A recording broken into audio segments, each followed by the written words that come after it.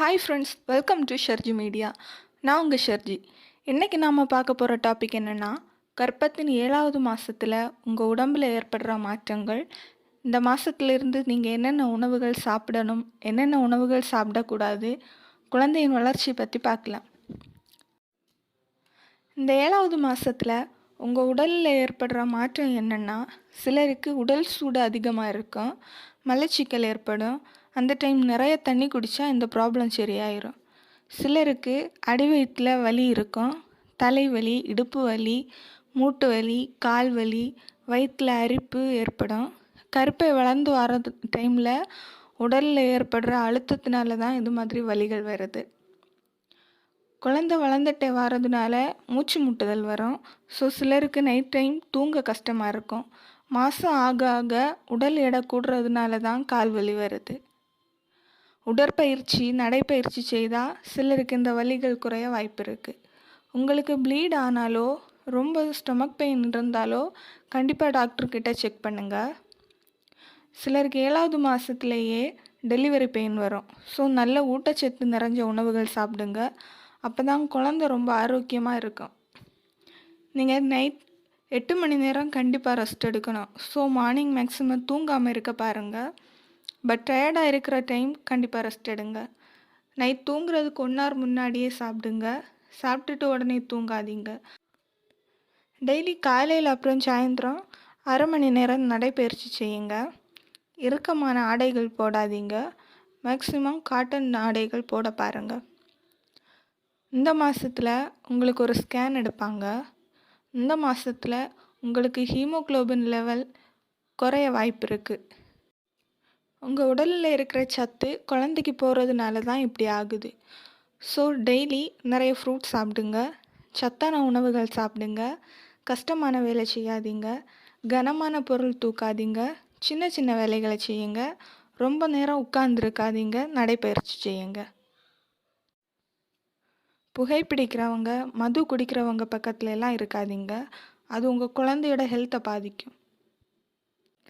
இந்த மாதத்துல இருந்து என்னென்ன உணவுகள் சாப்பிடணும், என்னென்ன உணவுகள் சாப்பிடக்கூடாது அப்படின்னு பார்ப்போம். இந்த மாதத்துல இருந்து ஃபுட் கண்ட்ரோல் ரொம்ப முக்கியமான ஒன்று. பேபிக்கு ஹெல்த் வேணும்னு நிறைய ஃபுட் சாப்பிட்டா உங்களுக்கும் எடை அதிகரிக்கும். ஸோ நார்மல் டெலிவரியை அது பாதிக்கும். அதனால் இந்த மாதத்துலேருந்து என்னென்ன உணவுகள் சாப்பிடலான்னு நாம் பார்க்கலாம். டீ, காஃபி குடிக்காதீங்க. கூலாக இருக்கிற ஜூஸ் எதுவும் குடிக்காதீங்க. உங்களுக்கு சளி பிடிச்சா அது குழந்தையும் அஃபெக்ட் பண்ணிடும். இந்த மாதத்துலேருந்து ரொம்ப பசிக்கும். ஸோ ஒரே நேரத்தில் நிறைய சாப்பிடாதீங்க. 3 நேரம் சாப்பிட்ற சாப்பாடை 6 நேரமாக சாப்பிடுங்க. சோறு அதிகமாக சாப்பிடாதீங்க. கொஞ்சமாக சாப்பிட்டுட்டு அதுக்கு பதிலாக ஃப்ரூட்ஸ் சாப்பிடுங்க. ஃப்ரூட்ஸை ஜூஸ் போட்டு குடிக்கிறத விட அப்படியே சாப்பிட்றது ரொம்ப நல்லது. அப்படி ஜூஸ் குடித்தாலும் சுகர் போடாமல் குடியுங்க. இந்த மாதத்துலேருந்து தான் சுகர் வர்றதுக்கு சான்ஸ் இருக்குது. ஸோ இனிப்பு மேக்ஸிமம் அவாய்ட் பண்ணுங்கள். தேவையில்லாமல் கெமிக்கல் கலந்த உணவு எதுவும் சாப்பிடாம உடலுக்கு ஆரோக்கியத்தை தர வெஜிடபிள்ஸை சாப்பிடுங்க. கீரை வகைகள், பால், முட்டை, பயிறு வகைகள், பாதாம், பிஸ்தா இது மாதிரி உணவுகள் எல்லாம் சாப்பிடுங்க. டாக்டர் தர மாத்திரையும் சாப்பிடுங்க. எந்த உணவு சாப்பிட்டாலும் நல்லா வேக வச்சு சாப்பிடுங்க. வேக வைக்காத உணவுகளை அவாய்ட் பண்ணிடுங்க. இனிப்பு உணவுகள், எண்ணெய் உணவுகள் சாப்பிடாதீங்க.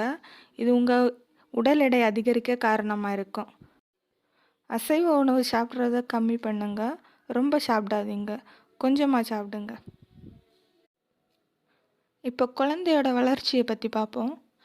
7வது மாதம்னு சொல்லியது குழந்தைக்கு 25 முதல் 28 வாரம். இப்போது உங்கள் குழந்தையோட எடை கிட்டத்தட்ட 1.3 கிலோ இருக்கும். இப்போ உங்கள் குழந்தையோட மூளை மற்றும் காது இணைக்கும் நரம்புகள் நல்லா வளர்ந்துருக்கும். குழந்தை நீங்கள் பேசுகிறத கேட்டுட்டு இருக்கிறதுனால ரொம்ப ஆக்டிவாக இருக்கும். நீங்கள் தூங்குற மாதிரி குழந்தையும் தூங்கி எழும்பும். குழந்தைக்கு நோய் எதிர்ப்பு திறன் நல்லா வளர்ச்சி அடைஞ்சிருக்கும். இந்த 7வது மாதத்தில் உங்கள் குழந்தை ஒரு மனித உருவம் பெற்றிருக்கும். கொஞ்சம் கொஞ்சமாக கண்ணிமைகளை திறந்து மூடும். ஓகே ஃப்ரெண்ட்ஸ், இந்த வீடியோ உங்களுக்கு ரொம்ப யூஸ்ஃபுல்லாக இருக்கும்னு நம்புகிறேன். மீண்டும் அடுத்த வீடியோவில் சந்திப்போம். என்றும் உங்களுடன் ஷெர்ஜி.